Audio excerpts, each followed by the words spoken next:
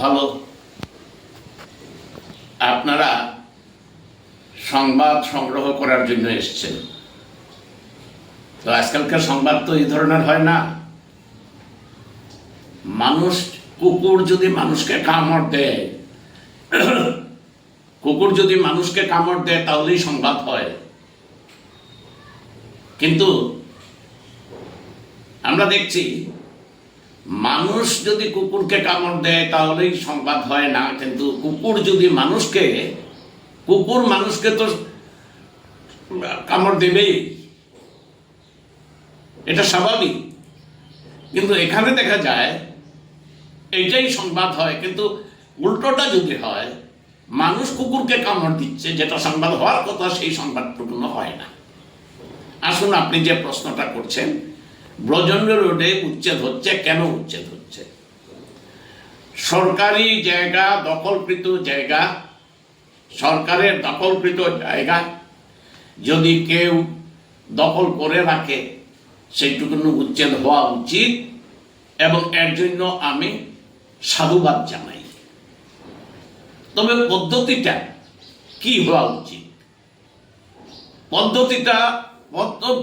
কি হওয়া উচিত, সেটা প্রশাসন এবং আধিকারিক যারা আছে তাদের চিন্তা ভাবনা করা উচিত ছিল। যেমন ধরুন, কিসের জন্য উচ্ছেদ? সরকারি জায়গা দখল হয়েছে। আমি যদি আপনাকে একবারে নাহাটার সামনে থেকে বোয়ালমারার পুল, এই বোয়ালমারার খাল থেকে আরম্ভ করে করিমগঞ্জ কলেজের সামনে থেকে মেইন রোডের উপরে অনেকগুলা অট্টালিকা, অনেকগুলা বিল্ডিং হয়েছে, সেইগুলা যদি তুলে ধরি, সেই আধিকারিক যারা একটা জবাবও দিতে পারবেন না, আর তাদের সেইখান থেকে উচ্ছেদ করাও তাদের পক্ষে সম্ভব হবে না। আজকে সমস্ত শহর, আমি বলেছিলাম করিমগঞ্জ জেলা উপায়ুক্ত, ডিস্ট্রিক্ট ম্যাজিস্ট্রেটের রুমে, কমিশনারের রুমে যে আহত সভা হয়েছিল, সেই সভায় আমি বলেছিলাম আপনারা উচ্ছেদ করুন, তাতে আমাদের দ্বিমত নেই, তবে সেই উচ্ছেদটা করার আগে ডিমার্কেশন করবেন, আর ডিমার্কেশনটা করবেন 0 পয়েন্ট থেকে। যেখান থেকে শুরু হয়েছে সেখান থেকে ডিমার্কেশন করে আপনারা আসুন। উদ্দেশ্যমূলকভাবে সেইটুকু না করে, এবং প্রস্তাবও দিয়েছিলাম যে নগেন্দ্রনাথ তিলকচাঁদ স্কুলের পেছনের দিকে যেটা শিব মন্দির, তার পেছন থেকে আসুন। সমস্ত শহর যদি না পারেন তবুও এটাতে আসুন। এইখান থেকে এসে রমণী রোড হয়ে ব্রজেন্দ্র রোডের যে রাস্তায় এসছে সেই দিকে আপনারা পরিষ্কার ডিমার্কেশন করে ভাঙার প্রক্রিয়া চালু করুন। অন্যদিকে আপাতত জল নিষ্কাশনের যে ব্যবস্থা, তিলকচাঁদ রোড হয়ে যে ইএনডির বাঁধের উপরে যে স্লুইস গেট আছে, সেইটুকুর মুখটা খুলে দিন। এটা বন্ধ রাখার কথা নয়।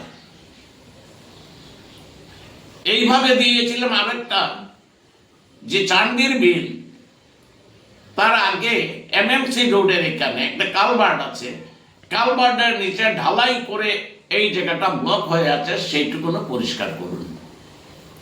আর বলেছিলাম যে আপনার টিল্লা বাজার যাওয়ার আগে, গ্যাস কোম্পানি যাওয়ার আগে, সেখানে যে কালভার্ট আছে সেটার নিচটা ভরাট, সেইটা পরিষ্কার করুন। একটাও করলেন না। শুধু কি এখানে বলেছিলাম ব্রজেন্দ্র রোডে যে সমস্ত শহরের জল আসে সেটা ধারণ করার ক্ষমতা নেই, যার জন্য রাস্তার উপরে জল উঠে যায়। আপনারা চিত্রবাণীর সামনে থেকে ডান দিকে ড্রেন করে স্টেট ব্যাংকের সামনে গিয়ে আবার ওই যে সিনিয়র সিটিজেনদের এইখানে পেনশনার ভবনের এদিকে গিয়ে রেড ক্রসের সামনে দিয়ে গিয়ে থানার সামনে দিয়ে ওই নঠিকালে জল নিষ্কাশনের রাস্তা করে দিন। সেই নটিকালে জল ধারণ করার ক্ষমতাও আছে। এইভাবে কতগুলো প্রস্তাব দিয়েছিলাম সেই দিন। তারপরে করিমগঞ্জ পৌরসভার যিনি চেয়ারম্যান, তিনি ওনারও এই ধরনের কিছু প্রস্তাব ছিল। আমি সেই প্রস্তাবগুলোকে সাথে সহমত পোষণ করেছিলাম। রিসেন্টলি কি দেখলাম, সব দিক বাদ দিয়ে প্রচন্ড রোডে ভাঙার জন্য একটা প্রক্রিয়া চলছে। ডিমার্কেশন হয়েছে কি না হয়েছে তাও আমি জানি না। প্রচন্ড রোডের এই পরিষ্কার এতদিন যেটা দেখিনি, ভালো হয়েছে এই জিনিসের আমি খুব আনন্দ পেয়েছি। তাদেরকে সাধুবাদ না জানালে হয় না।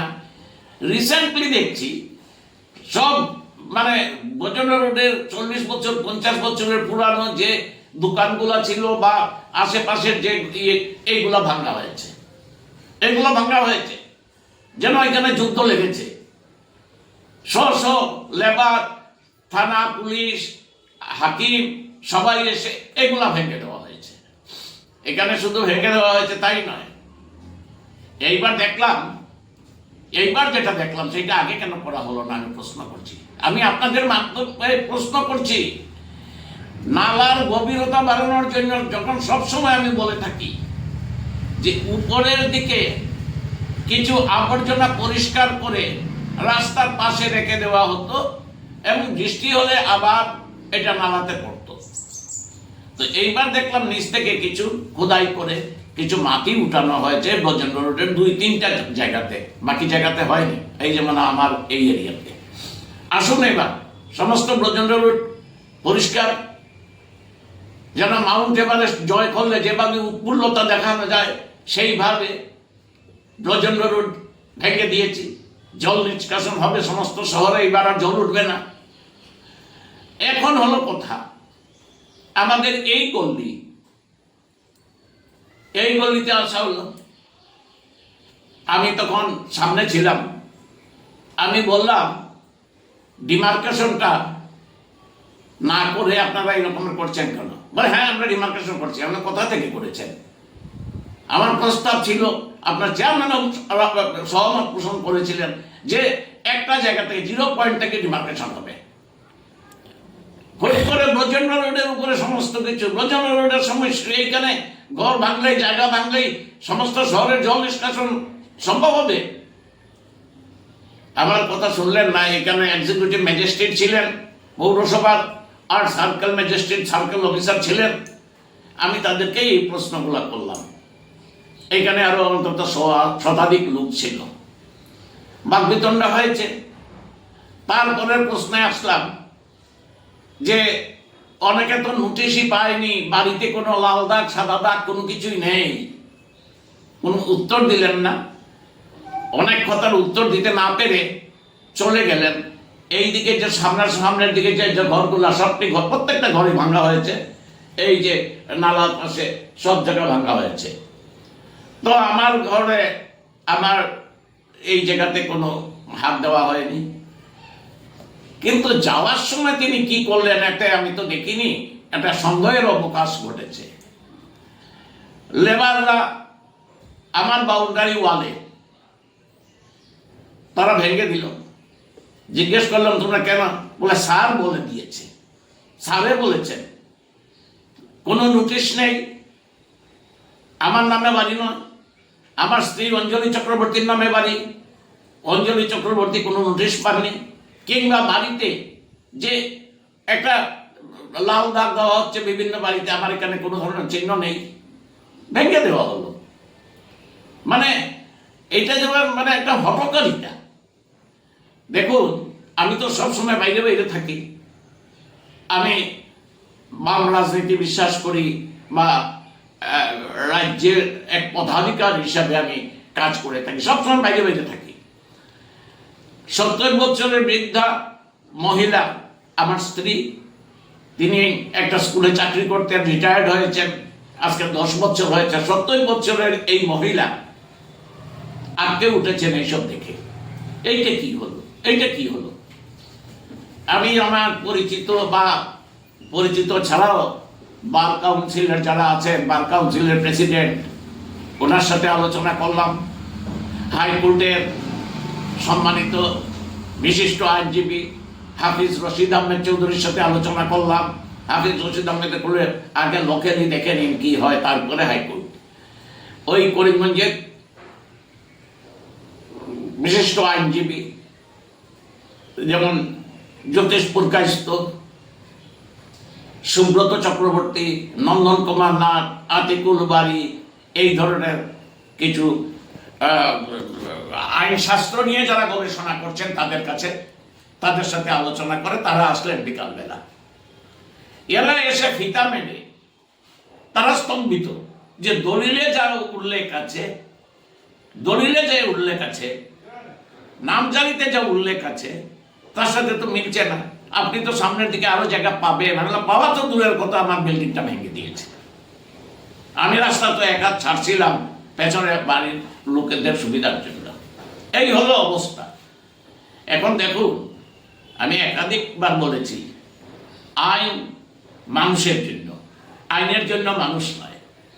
তো আমি সাধুভাব জানাই যারা এই সংবিধানকে চৌকের মণির মতো রক্ষা করেন, যারা এই সংবিধান মেনে চলছেন।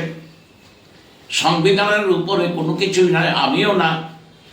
আমি লক্ষ্য করেছি আমার করিমগঞ্জের মহামান্য আদালত, তিনি সংবিধান মেনেই, এখানে আরেকজন মহিলা ব্যাংকে চাকরি করতেন, পাঞ্জাব ন্যাশনাল ব্যাংকের ম্যানেজার ছিলেন, এবং আমার এখানে কাল বিলম্ব না করে আমার আইনশাস্ত্র নিয়ে যারা গবেষণা করেছেন তাদের কথায় সহমত প্রকাশ করে আমার জায়গার উপরে স্ট্যাটাস কো মেনটেন হয়েছে, ইনজাংশন জারি হয়েছে। আমি সুপ্রিম কোর্টের একটা ভার্ডিক্ট আমার কাছে আছে, এখানে উল্লেখ আছে বিফোর 15 days নোটিশ দিতে হয় আত্মপক্ষ সমর্থনের সুযোগের জন্য। 1 2 নম্বর উল্লেখ আছে, সেটা আপনাদের কাছে আমি পাঠাবো। 2 নম্বর উল্লেখ আছে যে কোনো বাড়িতে যদি সিনিয়র বয়স্ক মহিলা বা পুরুষই থাকে বা বাচ্চারা থাকে, তাদের সামনে এই যে হঠকারিতা, বাড়ির ভেতরে ঢুকে ভাঙ্গা বা এই ধরনের ধ্বংসাত্মক কার্যকলাপ কোনোভাবে করা যায় না। এটা আইনত সম্মত, এটাকে সম্মতি জানায় না। তাই এই হলো ব্যাপার। তো আপনাদের মারফতে আমি আবার বলছি করিমগঞ্জের জনসাধারণের কাছে, আসুন, জমি যদি দখল করে থাকেন, জমি নিষ্কাশনের জন্য সহযোগিতা করুন, কিন্তু দখলকৃত জমি যদি না হয় তাহলে তার প্রতিবাদ করুন। এবং শুধু এই প্রতিবাদের জন্য নয়, প্রতিবাদ হলো সমস্যার সমাধানের জন্য। আজকে যে করিমগঞ্জের যে দুরবস্থা, নাগরিক জীবনে আপনি আমি আমরা প্রত্যেকে এই নাগরিক জীবনে একজন আরেকজনের প্রতি দায়বদ্ধতা, নাগরিকদের প্রতি দায়বদ্ধতা আছে। সেই দায়বদ্ধতা থেকে আমরা কেউ সরে যেতে পারি না। আমাদের এই কথাগুলা স্মরণ রাখা উচিত। আর যে কথাটা, যে দাবি একটাই হোক যে আপনারা উচ্ছেদ করছেন, কিন্তু 0 পয়েন্ট থেকে ডিমার্কেশনটা করুন। হঠাৎ এসে প্রচণ্ড রোডের উপরে দেখুন, এইখানে কোনো ক্ষুদ্র শিল্প নেই, ভারী শিল্প নেই, সরকারি চাকুরিও পাওয়া যাচ্ছে না। এইখানের যুবক যুবতীরা মধ্যে একটা হাহাকার তৈরি হয়েছে। এইখানে 3টা-4টা দোকান ভাঙ্গা হয়েছে। কিসের জন্য ভাঙ্গা হয়েছে, কি হয়েছে? তাহলে পারমিশন দেওয়াটা উচিত ছিল না দোকানের জন্য? তখন তো পারমিশন দেওয়া হয়েছে। যে ঘরগুলো ভাঙ্গা হয়েছে, যেমন আমার ওয়াল ভাঙ্গা হয়েছে, কত স্কোয়ার ফিট জায়গা উল্লেখ আছে। আমি যখন সেইটুকুনো ব্যাংকের থেকে লোন নেই, সমস্ত কিছু উল্লেখ করে দেওয়া হয়েছে। নামজারিটা সার্কেল অফিসারে করেছেন, জায়গার দলিল এখানে আছে। নামজারিটা কিসের ভিত্তিতে নামজারি হলো? তাহলে এই নামজারি হওয়ার পরে আজকে সমস্ত এটা না দেখে আজকে ভাঙ্গার কোনো কারণ ছিল না। যাই হোক, তখন আইনের প্রতি আমার অগাধ বিশ্বাস আছে। আইনকে আমি নিজেও মানি, চৌকের মণির মতো সেই আইনকে, সেই সংবিধানকে রক্ষা করতে হবে। প্রথমেই বলেছি, এখন আবার বলছি, আমার আইনের প্রতি বিশ্বাস আছে। আপাতত তো ইনজাংশন জারি করা হয়েছে, আর আগামীতে যতদিনে হোক আইন একটা সুবিচার পাবো, সেটা আমি প্রত্যাশা করি। ধন্যবাদ।